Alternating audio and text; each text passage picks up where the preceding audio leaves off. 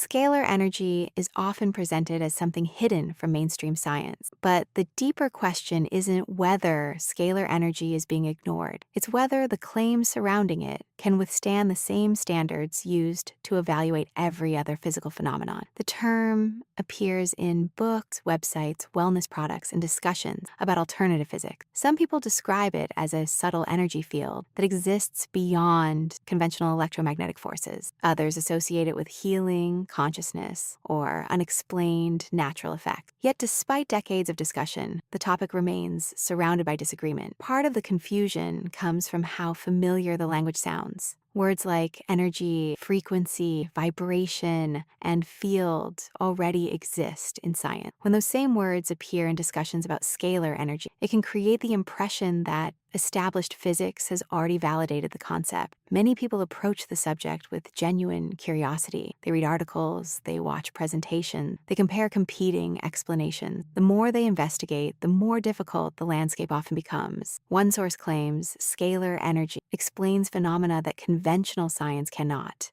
Another argues it represents a misunderstood branch of physics. Then a third source dismisses the entire concept as pseudoscience. At first, it seems like a disagreement over evidence, but over time, the frustration grows. You encounter technical terminology that sounds scientific but rarely leads to measurable definitions. Claims are repeated across different sources, yet direct experimental verification often remains unclear. References to historical figures appear frequently, but the actual scientific literature can be difficult to trace. The effort feels reasonable. Read more, compare more, research more. Yet the level of certainty in many claims often appears disconnected from the amount of verified evidence available. That disconnect creates doubt, not necessarily about scalar energy itself, but about how information surrounding it is being presented. To understand why, it helps to step back and examine how science evaluates any proposed phenomenon. Most people think the central question is whether an idea sounds plausible. Science asks a different question. Can the idea be measured, tested, reproduced, and independently verified? That distinction seems simple, but it changes everything. Surface-level discussions about scalar energy often focus on reported effects: better health,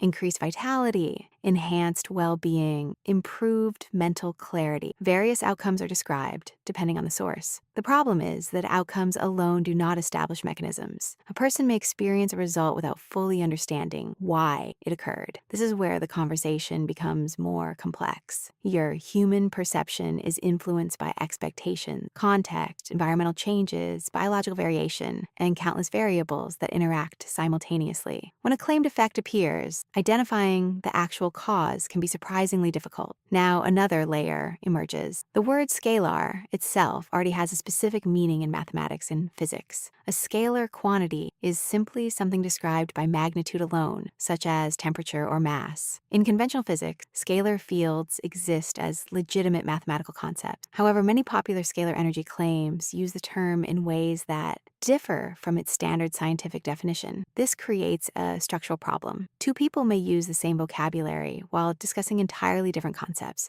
One is describing a mathematical property. The other is describing a proposed energy phenomenon. The overlap in language can make the conversation appear more settled than it actually is. Think of it like using the word network. A computer network and a social network share a name, but they operate according to different mechanisms. Similar language does not automatically imply the same underlying structure. As the discussion expands, another invisible variable appears. Evidence and explanation are not the same thing. An observation can be real. An interpretation can still be wrong. Throughout history, science has repeatedly separated those two things. People observed lightning long before they understood electricity. They observed disease long before they understood microbes. Observation came first, mechanism came later. This is where scalar energy discussions often become difficult to evaluate. Reported observations may exist, but the proposed mechanisms frequently remain undefined, inconsistently described, or unsupported by reproducible evidence. Eventually, a more important distinction comes into focus. The real issue isn't whether scalar energy sounds scientific, it's whether the claims attached to it can be independently tested and consistently reproduced. That shift changes the entire conversation. Instead of asking whether a claim feels convincing, the focus moves toward how the claim is validated. Instead of debating personality, attention moves toward methodology. Instead of reacting to certainty,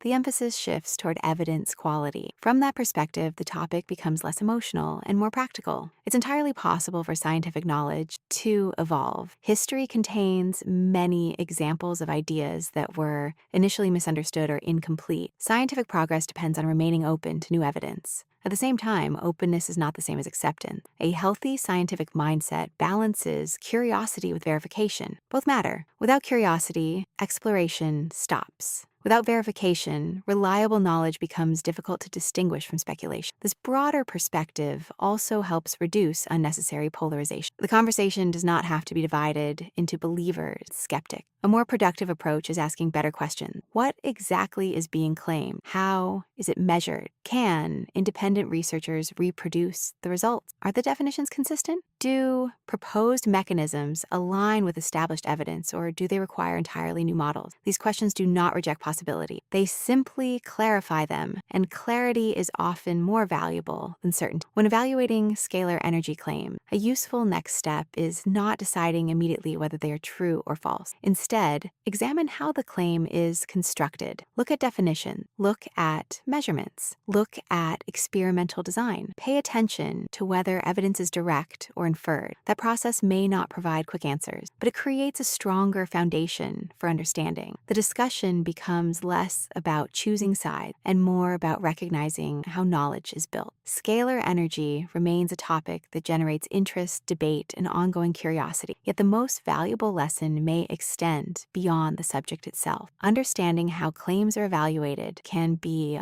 just as important as understanding the claims. If you'd like to explore this topic further, there's a structured breakdown in the description that examines the evidence, terminology, and scientific context in greater detail. Subscribe if you're interested in more discussion. Focus on understanding systems rather than reacting to headlines. Thanks for watching, and until next time, keep asking better questions.